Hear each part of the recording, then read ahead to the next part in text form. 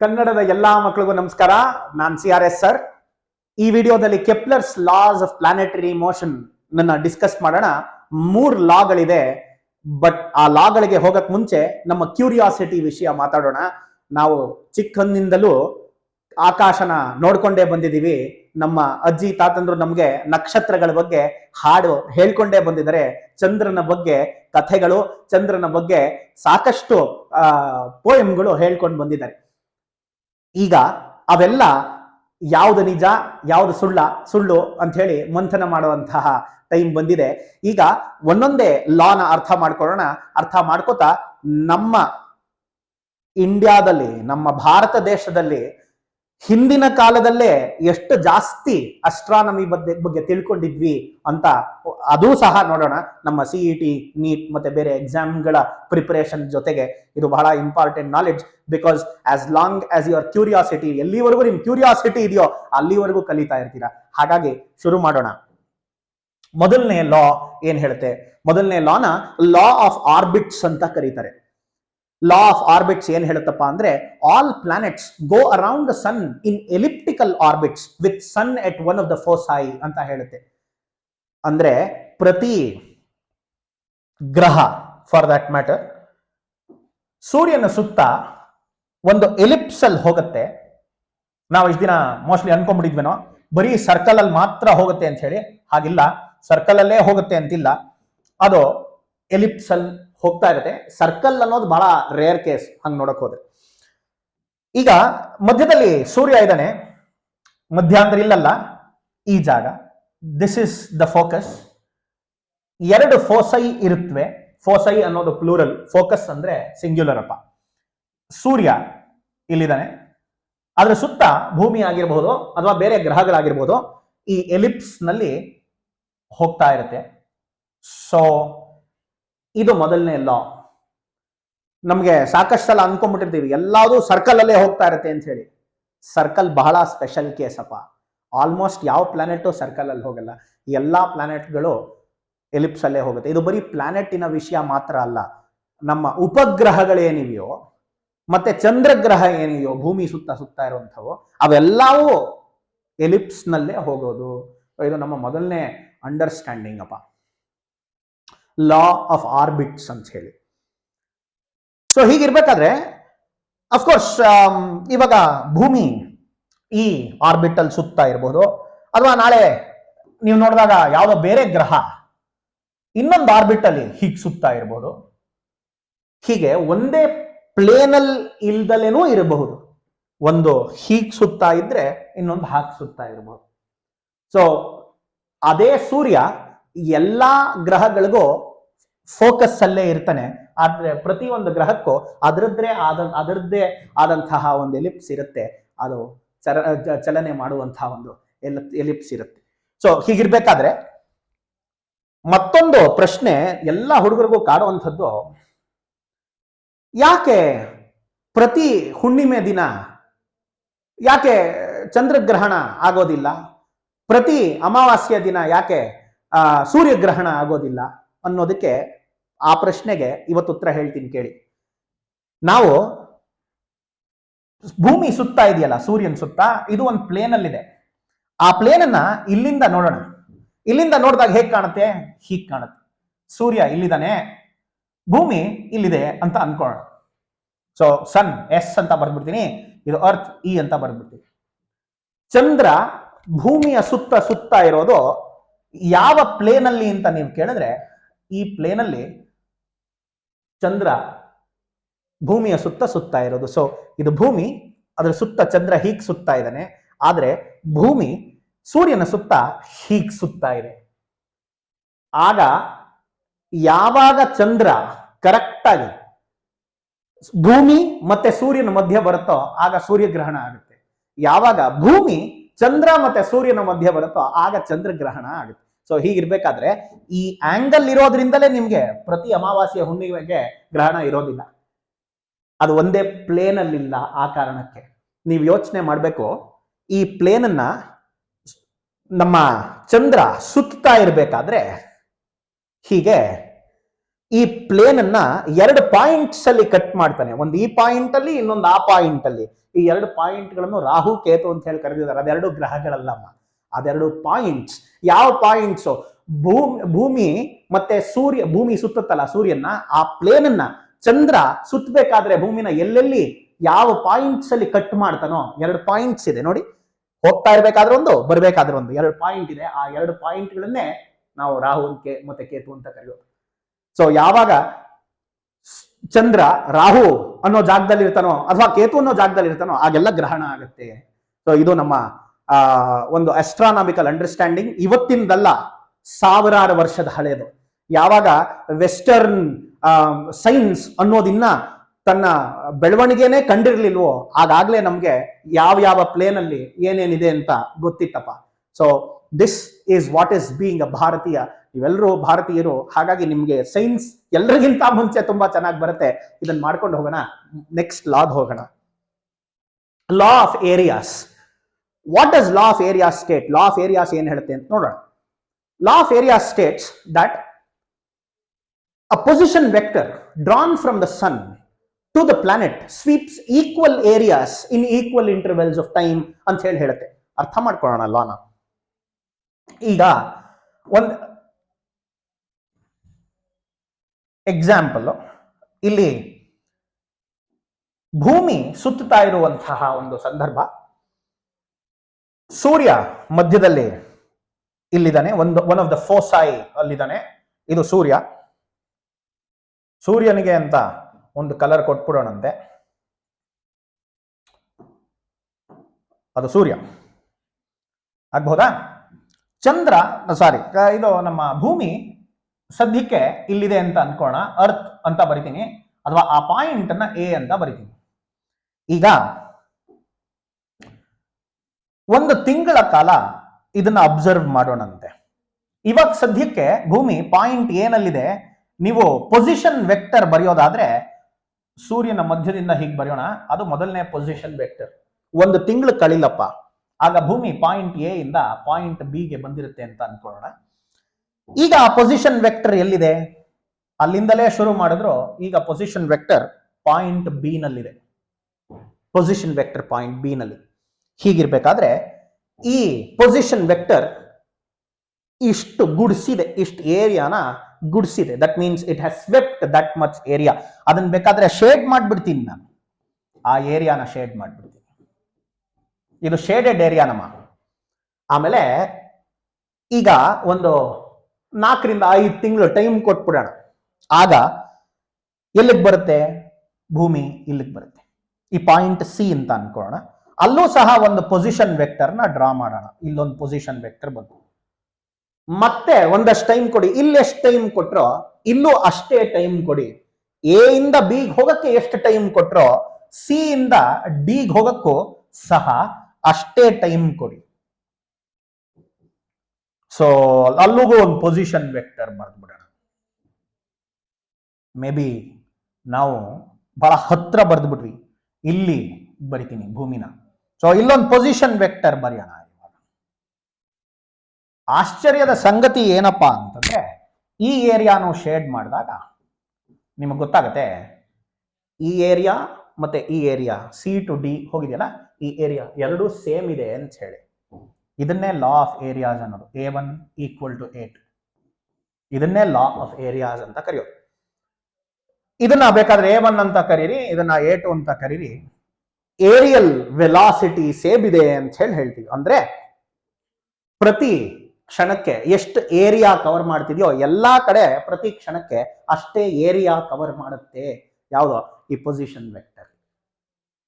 This is what is Kepler's second ಲಾ. ಇದನ್ನ prove ಮಾಡಕ್ಕೆ ನಾವೊಂದು ಕೆಲಸ ಮಾಡೋಣ. ಈಸಿಯರ್ ಸಿಚುವೇಶನ್ ತಗೊಳ್ಳೋಣ, ಅದನ್ನ ಜನರಲೈಸ್ ಮಾಡೋಣ. ಈಸಿಯರ್ ಸಿಚುವೇಶನ್ ಏನು ಸರ್ ಅಂತ ನೀವು ನಾನು ಕೇಳಿದ್ರೆ ಹೇಳ್ತೀನಿ, ಕೇಳಿಸ್ಕೊಳ್ಳಿ. ನಾವು ಎಲಿಪ್ಸ್ ಬದಲು ಒಂದು ಸರ್ಕಲ್ ಅನ್ನ ತಗೊಳ್ಳೋಣ. ಈ ಸರ್ಕಲ್ ನ ಒಂದು ಸ್ವಲ್ಪ ದೊಡ್ಡದು ಮಾಡ್ಬಿಡ್ತೀನಿ. ಭೂಮಿ ಇವಾಗ ಸದ್ಯಕ್ಕೆ ಇಲ್ಲಿದೆಯಪ್ಪ. ಸೂರ್ಯ ಇಲ್ಲಿದ್ದಾರೆ. ಸೂರ್ಯ ಎಲ್ಲಿದಾನಪ್ಪ? ಮಧ್ಯದಲ್ಲಿ ಸೂರ್ಯ.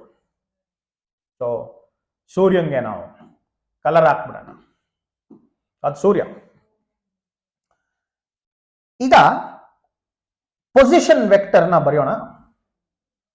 ಸೂರ್ಯನಿಂದ ಒಂದು ಪೊಸಿಷನ್ ವೆಕ್ಟರ್ನ ಬರೆಯೋಣ.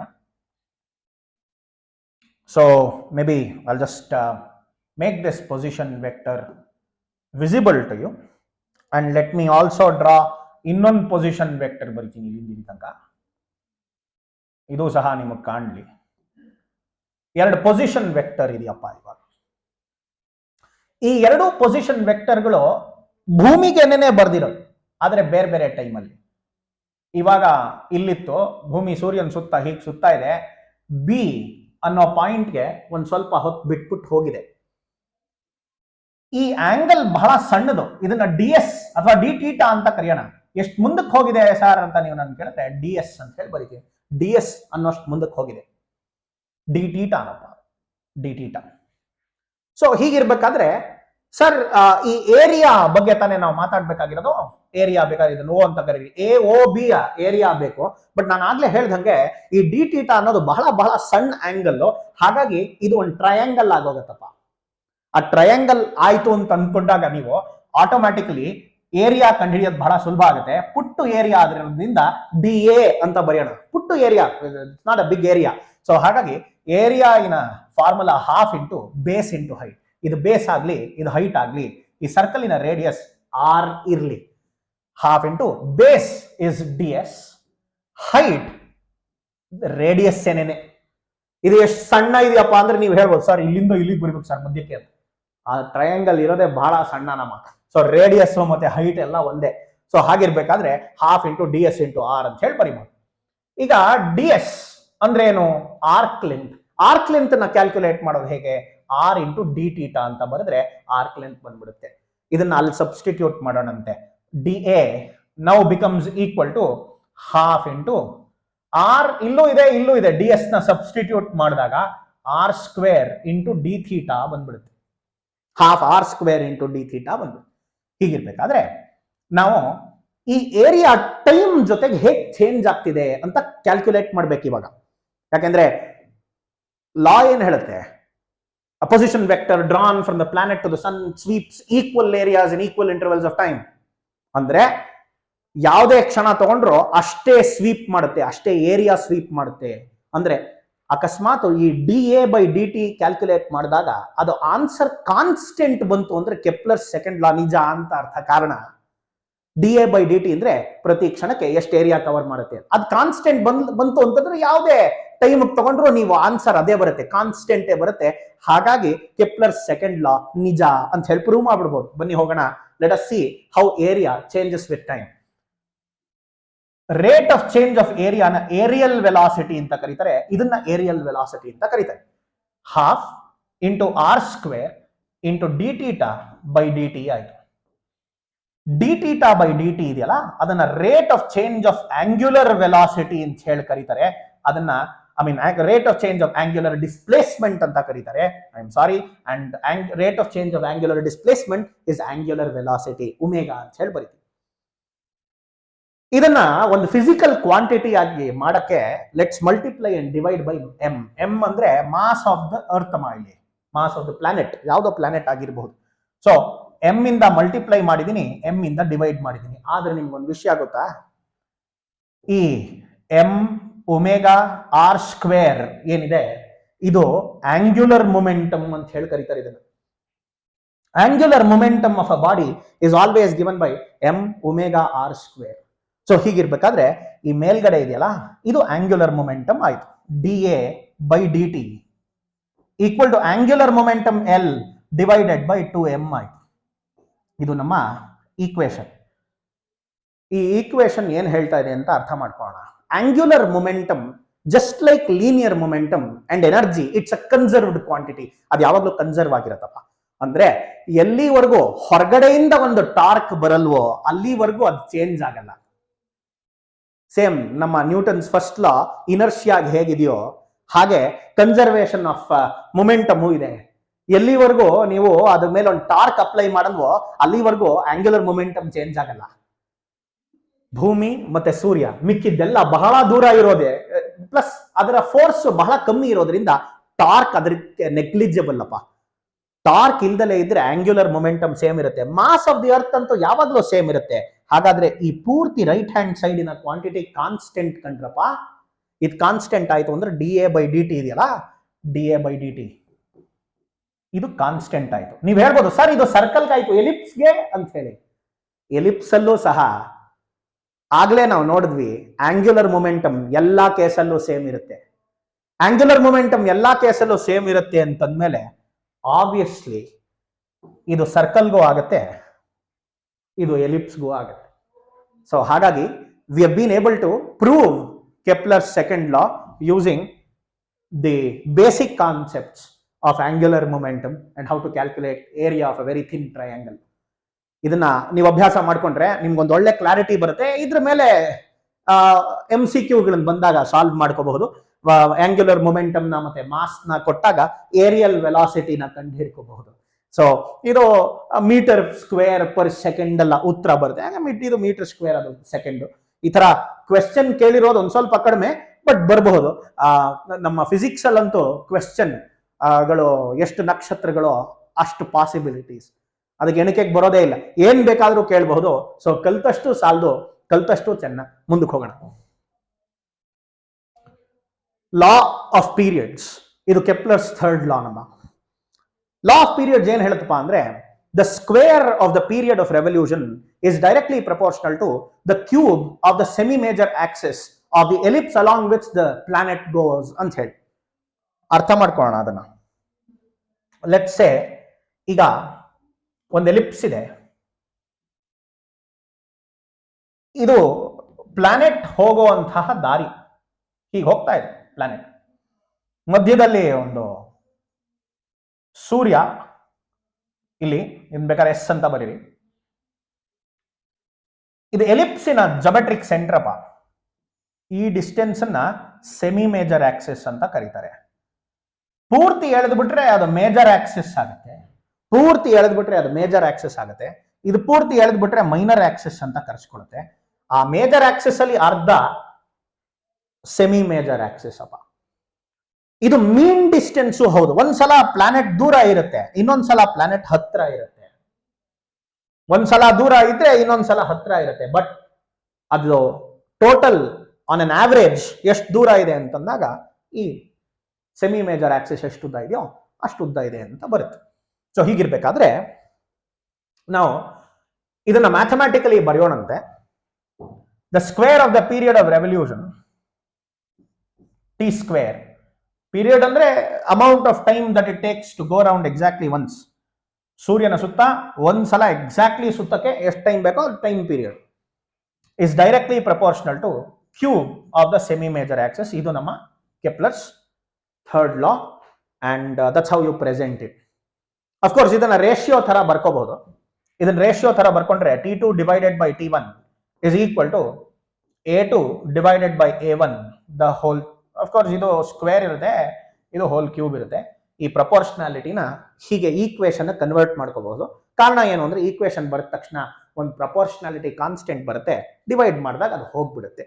ಹಾಗಾಗಿ ಯಾವುದೇ ಪ್ರಪೋರ್ಷನಾಲಿಟಿನ ಡೈರೆಕ್ಟ್ ಆಗಿ ಹೀಗೆ ರೇಷಿಯೋ ತರ ಬರ್ಕೊಳ್ಳೋದು ನೀವು ಅಭ್ಯಾಸ ಮಾಡ್ಕೊಂಡ್ಬಿಟ್ರೆ ಕಾಂಪಿಟೇಟಿವ್ ಎಕ್ಸಾಮ್ ಅಲ್ಲಿ ಕ್ವಿಕ್ ಆಗಿ ಪ್ರಾಬ್ಲಮ್ ಸಾಲ್ವ್ ಮಾಡ್ಬೋದು. ಹೋಗೋಣ ಮುಂದಕ್ಕೆ. ಈ ಥರ್ಡ್ ಲಾ ಇನ್ ಅಪ್ಲಿಕೇಶನ್ ಒಂದು ತಗೊಂಡ್ಬಂದಿದ್ದೀನಿ, ನೋಡೋಣ. A satellite which is geostationary. ಸರಿ, ಜಿಯೋ ಸ್ಟೇಷನರಿ ಸ್ಯಾಟಲೈಟ್ ಅಂದ್ರೆ ಏನು? ಭೂಮಿ ಒಂದ್ಸಲ ಹೀಗೆ ಸುತ್ತಕ್ಕೆ 24 ಗಂಟೆ ತಗೊಳುತ್ತೆ. So starting from here it rotates once. ಒಂದ್ಸಲ ಹಿಂಗಿದ್ದಿದ್ದ ಭೂಮಿ ಈ ತರ ಸುತ್ತಕ್ಕೆ ಎಕ್ಸಾಕ್ಟ್ಲಿ ಒಂದ್ಸಲ ಸುತ್ತಕ್ಕೆ 24 ಗಂಟೆ ಹಿಡಿದು ಒಂದಿನ. ಯಾವ ಸ್ಯಾಟಲೈಟ್ಗೆ ಭೂಮಿ ಸುತ್ತಕ್ಕೂ 24 ಗಂಟೆ ಬೇಕೋ ಅಂತಹ ಸ್ಯಾಟಲೈಟ್ ನ ಜಿಯೋ ಸ್ಟೇಷನರಿ ಸ್ಯಾಟಲೈಟ್ ಅಂತ ಹೇಳಿ ಕರೀತಾರೆ. ಅಂದ್ರೆ ಇದು ಇಂಡಿಯಾ, ಇದು ನಮ್ಮ ಭಾರತ ಭೂಮಿಯ ಮೇಲಿದ್ದಂತಹ ಸ್ಯಾಟಲೈಟ್ ಭೂಮಿ ತಿರುಗ್ತಿದ್ದ ಹಾಗೆ ಸ್ಯಾಟಲೈಟು ಸಹ ತಿರುಗತ್ತಲ್ಲ. ಸೊ ಹಾಗಾಗಿ ಯಾವಾಗ್ಲೂ ಭಾರತದ ಮೇಲೆ ಇರುತ್ತೆ. ಜಿಯೋ ಸ್ಟೇಷನರಿ ಅಂದ್ರೆ ನೆಲಕ್ಕೆ ಮೂವ್ ಆಗ್ತಿದೆ ಅನ್ನೋ ತರ ಕಾಣೋದಿಲ್ಲ, ನೆಲದ ಮೇಲೆನೆ ಎಲ್ಲಿದೆಯೋ ಅಲ್ಲೇ ಇದೆ ಅನ್ನೋ ಹಾಗೆ ಕಾಣುತ್ತೆ. ಹಾಗಾಗಿ ಅದಕ್ಕೆ ಜಿಯೋ ಸ್ಟೇಷನರಿ ಸ್ಯಾಟಲೈಟ್ ಅಂತ ಹೆಸರು. ಹೀಗಿರ್ಬೇಕಾದ್ರೆ ನಾವು ಈ ಪ್ರಶ್ನೆನ ಸಾಲ್ವ್ ಮಾಡೋ ಪ್ರಯತ್ನ ಮಾಡೋಣ. a satellite which is geostationary in a particular orbit is taken to another orbit, its distance from the center of the earth in the new orbit is 2 times that of the earlier orbit. The time period in the second orbit is. So ಅರ್ಥ ಮಾಡ್ಕೊಳ್ಳೋಣ. ಮೊದಲನೇ ಭಾಗದಲ್ಲಿ ಹೇಳ್ತಾರೆ time period ಜಿಯೋಸ್ಟೇಷನರಿ ಆಗಿರೋದ್ರಿಂದ 24 hours. ಎರಡನೇ time period ಎಷ್ಟು ಅಂತ ಕೇಳ್ತಾರೆ. ಮೊದಲನೇ ಕೇಸಲ್ಲಿ ಡಿಸ್ಟೆನ್ಸ್ ಎಷ್ಟೋ ಇದೆ, ಎರಡನೇ ಕೇಸಲ್ಲಿ ಅದನ್ನ ಡಬಲ್ ಮಾಡ್ಬಿಡ್ತಾರಂತೆ. ಹೀಗಿರ್ಬೇಕಾದ್ರೆ ನಮ್ಮ ಕೆಪ್ಲರ್ಸ್ ಥರ್ಡ್ ಲಾ ಏನ್ ಹೇಳುತ್ತೆ? T2 divided by T1 the whole square is equal to A2 divided by A1 the whole square ಅಂತ ಹೇಳುತ್ತೆ. ಹೀಗಿರ್ಬೇಕಾದ್ರೆ T2 divided by T1 24 hours ಅಪ್ಪ, the whole square is equal to A2 is 2A divided by A1 A ಏನಪ್ಪ, A ಮತ್ತೆ A cancel ಆಯ್ತು, ಅಲ್ಲಿ whole cube ಆಯ್ತು. Really sorry, ಇಲ್ಲಿ cube ಇರ್ಬೇಕು. ಇಫ್ ಯು ಕ್ರಾಸ್ ಮಲ್ಟಿಪ್ಲೈ ಏನ್ ಬರುತ್ತೆ ಇವಾಗ? T2 square is equal to 24 square into 2 cube ಬಂತು. ಹಾಗಾದ್ರೆ T2 ಏನಾಯ್ತಪ್ಪ? 24 multiplied by 2 to the power 3 by 2 ಬಂತು. ಇದು ನಮ್ಮ ಉತ್ತರ. So many hours. This is the time period of the satellite. So ಹಾಗಾಗಿ ನಮ್ಗೆ ಇದರಿಂದ ಏನ್ ಅರ್ಥ ಆಗ್ಬೇಕು? ಇದರಿಂದ ಏನ್ ಅರ್ಥ ಆಗತ್ತೆ ಅಂದ್ರೆ, ಈ ಪ್ಲಾನೆಟ್ ಆಗಿರಬಹುದು, ಇನ್ನೊಂದು ಸ್ಯಾಟಲೈಟ್ ಆಗಿರಬಹುದು, ಯಾವುದೇ ಆಗಿರಬಹುದು, ಅದು ಸ್ಯಾಟಲೈಟ್ ಆದ್ರೆ ಒಂದು ಗ್ರಹದ ಸುತ್ತ ಇರುತ್ತೆ, ಪ್ಲಾನೆಟ್ ಆದ್ರೆ ಒಂದು ನಕ್ಷತ್ರದ ಸುತ್ತ ಇರುತ್ತೆ. ಹೀಗಿರ್ಬೇಕಾದ್ರೆ ಅದು ಒಂದು ಸಲ ಯಾವ್ದನ್ನ ಸುತ್ತಾ ಇದೆಯೋ ಅದನ್ನ ಒಂದ್ಸಲ ಸುತ್ತಕ್ಕೆ ಎಷ್ಟು ಟೈಮ್ ಬೇಕು ಅನ್ನೋದು ಅದ್ರ ಮಾಸ್ ಮೇಲೆ ಡಿಪೆಂಡ್ ಆಗಲ್ಲ. ಅದು ಆ ಬಾಡಿಯಿಂದ ಅದು ಯಾವ್ದನ್ನ ಸುತ್ತಾ ಇದೆಯೋ ಅದರಿಂದ ಎಷ್ಟು ದೂರದಲ್ಲಿದೆ ಅನ್ನೋದು ಮಾತ್ರ ಮ್ಯಾಟರ್ ಆಗತ್ತಮ್ಮ, nothing else. So this is a very important understanding. ಇದ್ರ ಜೊತೆಗೆ before I conclude my video ಒಂದು ಇಂಟ್ರೆಸ್ಟಿಂಗ್ ಫ್ಯಾಕ್ಟ್ ಶೇರ್ ಮಾಡ್ತೀನಿ, ಕೇಳಿಸ್ಕೊಳ್ಳಿ. ನಿಮ್ಮೆಲ್ರಿಗೂ ಗೊತ್ತಿರೋ ಹಾಗೆ all planets revolve in ellipses ಅಲ್ವಾ? ಇಲ್ಲಿ ಸೂರ್ಯ, ಇಲ್ಲಿ ಭೂಮಿ ನಮ್ಮ, ಇಲ್ಲಿ ಒಂದು ವೆಲಾಸಿಟಿ ಇದೆ ಅಂತ ಅನ್ಕೋಣ v1, ಇಲ್ಲಿ ಒಂದು ವೆಲಾಸಿಟಿ ಇದೆ, ಇದನ್ನ v2 ಅಂತ ಅನ್ಕೊಳ್ಳೋಣ. ಈ ವೆಲಾಸಿಟಿನ v2 ಅಂತ ಅನ್ಕೊಳ್ಳೋಣ. ಸೂರ್ಯನಿಂದ ಡಿಸ್ಟೆನ್ಸ್ ಇಲ್ಲಿ r1 ಇದ್ರೆ ಇಲ್ಲಿಂದ ಅಲ್ಲಿ ತನಕ r2 ಇದೆ ಅಂತ ಅನ್ಕೊಳ್ಳೋಣ. ಆವಾಗ್ಲೇ ಹೇಳಿದೆ ಕನ್ಸರ್ವೇಷನ್ ಆಫ್ ಆಂಗ್ಯುಲರ್ ಮೊಮೆಂಟಮ್ ಅಂತ. ಅಂದ್ರೆ ಅರ್ಥಿನ ಆಂಗ್ಯುಲರ್ ಮೊಮೆಂಟಮ್ ಇಲ್ಲೆಷ್ಟಿದೆಯೋ ಅರ್ಥಿನ ಆಂಗ್ಯುಲರ್ ಮೊಮೆಂಟಮ್ ಅಲ್ಲೂ ಸಹ ಅಷ್ಟೇ ಇರುತ್ತೆ. So L1 is equal to L2 ಅಂತ ಬರೆದಾಗ m into v1 into r1 equal to m into v2 into r2. ಇದು ಆಂಗ್ಯುಲರ್ ಮೊಮೆಂಟಮ್ಗೆ ಮತ್ತೊಂದು ಎಕ್ಸ್ಪ್ರೆಷನ್. ಸರ್ ಆಗ್ಲೇ ಬರ್ದಿದ್ರಲ್ಲ ಸರ್, ಆಗ್ಲೇ ನೀವು ಬರ್ದಿದ್ರಿ, ಏನಂತ ಬರ್ದಿದ್ರಿ? M L is M omega square R ಅಂತ ಹೇಳಿ, ಎಂ ಒಮೆಗಾ ಆರ್ ಸ್ಕ್ವೇರ್ ಅಂತ ಹೇಳಿ ಬರ್ದಿದ್ರಲ್ಲ ಸರ್, ಅದ ಹೆಂಗೆ ಇದಾಗೋಯ್ತು? ಏನಿಲ್ಲ, v omega equal to v divided by r ಅಂತ ಸಬ್ಸ್ಟಿಟ್ಯೂಟ್ ಮಾಡಿದ್ರೆ angular momentum automatically m v r ಆಗುತ್ತೆ. ಆರ್ ಮತ್ತೆ ಆರ್ ಕ್ಯಾನ್ಸಲ್ ಆಗಿ ಅದನ್ನೇ ಬರ್ದಿರೋದು. ಸೊ ಹಾಗಾಗಿ m v one into r one is equal to m v two into r two ಆಗುತ್ತೆ. M and m cancel ಆಯ್ತು ಕಣ್ರಪ್ಪ. ಅಂದ್ರೆ v one r one equal to v two r two ಆಯ್ತು. ಅದರ ಅರ್ಥ v r is a constant. ಅಂದ್ರೆ V is inversely proportional to R. ಯಾವಾಗ ಹತ್ರ ಬರುತ್ತೋ ಆಗ ಫಾಸ್ಟ್ ಆಗಿ ಹೋಗುತ್ತೆ. ಹಾಗಾಗಿ ಇಲ್ಲಿದ್ದಾಗ ಸೂರ್ಯನಿಗೆ ಬಹಳ ಹತ್ರ, ಹಾಗಾಗಿ ಫಾಸ್ಟ್ ಆಗಿ ಹೋಗ್ತಾ ಇರುತ್ತೆ. ಇಲ್ಲಿ ಹೋದಾಗ ದೂರ, ಹಾಗಾಗಿ ಸ್ಲೋ ಆಗಿ ಹೋಗ್ತಾ ಇರುತ್ತೆ. ಸೊ ಒಂದು ಆರ್ಬಿಟ್ ಅಲ್ಲೇನೆ ಒಂದು ಸ್ಟಾರ್ ಆಗಿರಬಹುದು, ಅದಾದ್ರೆ ಒಂದು ಪ್ಲಾನೆಟ್ ಆಗಿರ್ಬೋದು, ಅಥವಾ ಒಂದು ಸ್ಯಾಟಲೈಟ್ ಆಗಿರ್ಬೋದು, ಆ ಎಲಿಪ್ಸ್ ಅಲ್ಲಿ ಹೋಗ್ತಾ ಇರ್ಬೇಕಾದ್ರೆ ಒಂದೇ ಸ್ಪೀಡ್ ಇರೋದಿಲ್ಲ. ಇಲ್ಲಿದ್ದಾಗ ಜಾಸ್ತಿ ಇರುತ್ತೆ, ಅಲ್ಲಿದ್ದಾಗ ಕಮ್ಮಿ ಇರುತ್ತೆ. ದೂರ ಇದ್ದಷ್ಟು ಕಮ್ಮಿ. ಇದು ನಮ್ಮ ಕನ್ಸರ್ವೇಷನ್ ಆಫ್ ಆಂಗ್ಯುಲರ್ ಮೊಮೆಂಟಮ್ ಇನ ಒಂದು ಅಪ್ಲಿಕೇಶನ್. ನಮ್ಮ ಭಾರತದ ಅಂಡರ್ಸ್ಟ್ಯಾಂಡಿಂಗ್ ಆಫ್ ಅಸ್ಟ್ರಾನಮಿ ಬಗ್ಗೆ ಒಂದು ವಿಷಯ ಹೇಳ್ತೀನಿ ನಿಮ್ಗೆ. ಕಣ್ಣಿಗೆ ಕಾಣುವಂತಹ ಎಲ್ಲದಕ್ಕಿಂತ ದೂರ ಇರುವಂತಹ ಒಂದು ಗ್ರಹ ಅಂದ್ರೆ ಶನಿ ಗ್ರಹ. ಅದಕ್ಕೆ ಶನಿ ಗ್ರಹ ಅಂತ ಹೆಸರು ಹೆಂಗ್ ಬಂತು ಅಂದ್ರೆ, ಸಂಸ್ಕೃತದಲ್ಲಿ ಅದಕ್ಕೆ ಹೆಸರು ಶನೇಶ್ಚರ ಅಂತ, ನಿಧಾನವಾಗಿ ಚಲಿಸುವವನು ಅಂತ ಅರ್ಥ. ನಮಗೆ ಸಾವಿರಾರು ವರ್ಷದ ಹಿಂದೆನೆ ಗೊತ್ತಿತ್ತು ಯಾವ ಗ್ರಹ ಎಷ್ಟು ಫಾಸ್ಟ್ ಆಗಿ ಹೋಗುತ್ತೆ ಅಂತ ಹೇಳಿ. ಅದರಲ್ಲಿ ಎಲ್ಲದಕ್ಕಿಂತ ಸ್ಲೋ ಶನಿ ಗ್ರಹ ಅಂತ ಗೊತ್ತಿತ್ತು, ಅದೆಲ್ಲದಕ್ಕಿಂತ ದೂರ ಅಂತ ಗೊತ್ತಿತ್ತು. ಇದು ನಮ್ಮ ಏನ್ಷಿಯಂಟ್ ಇಂಡಿಯನ್ ಅಸ್ಟ್ರಾನಮಿಯ ಪ್ರಾಬಲ್ಯತೆ, ಇದು ನಮ್ಮ ಒಂದು very very beautiful, very strong sense of scientific understanding. With this note, ಇದನ್ನ ಸಾಕಷ್ಟು ವಿಷಯಗಳನ್ನ ಹೀಗೆ ಹೇಳ್ತಾ ಹೋಗ್ತೀನಿ. ಇದನ್ನ ಇನ್ಸೈಟ್ ಅಂತ ಕರೀತಾರೆ. ಇದನ್ನ ಎಷ್ಟು ತಲೆನಲ್ಲಿ ಇಟ್ಕೊಳ್ತೀವೋ ನಮ್ಮ ಕಾಂಪಿಟೇಟಿವ್ ಎಕ್ಸಾಮ್ಗಳಲ್ಲಿ ಕ್ವಾಲಿಟೇಟಿವ್ ಕ್ವೆಶನ್ಸ್ ಅನ್ನ ಆನ್ಸರ್ ಮಾಡಕ್ಕೆ ಈ ವಿಷಯಗಳೆಲ್ಲ ಬೇಕಾಗುತ್ತೆ. ಹಾಗಿರ್ಬೇಕಾದ್ರೆ ಒಂದ್ ವಿಷಯ ನಾನು ಪ್ರತಿ ವಿಡಿಯೋದಲ್ಲೂ ಹೇಳ್ತೀನಿ ನಿಮ್ಗೆ, ಯಾವತ್ತಿನ ದಿನ ಬೆಳೆಯೋದನ್ನ ನಿಲ್ಲಿಸ್ತಿರೋ ಅವತ್ತಿನ ದಿನ ಕೊಳೆಯಕ್ಕೆ ಶುರು ಮಾಡ್ತೀರಾ. ದಿನ ಬೆಳೀರಿ, ನಮ್ ಜೊತೆ ನೀವು ಇರಿ. Thank you so much. Have a nice day.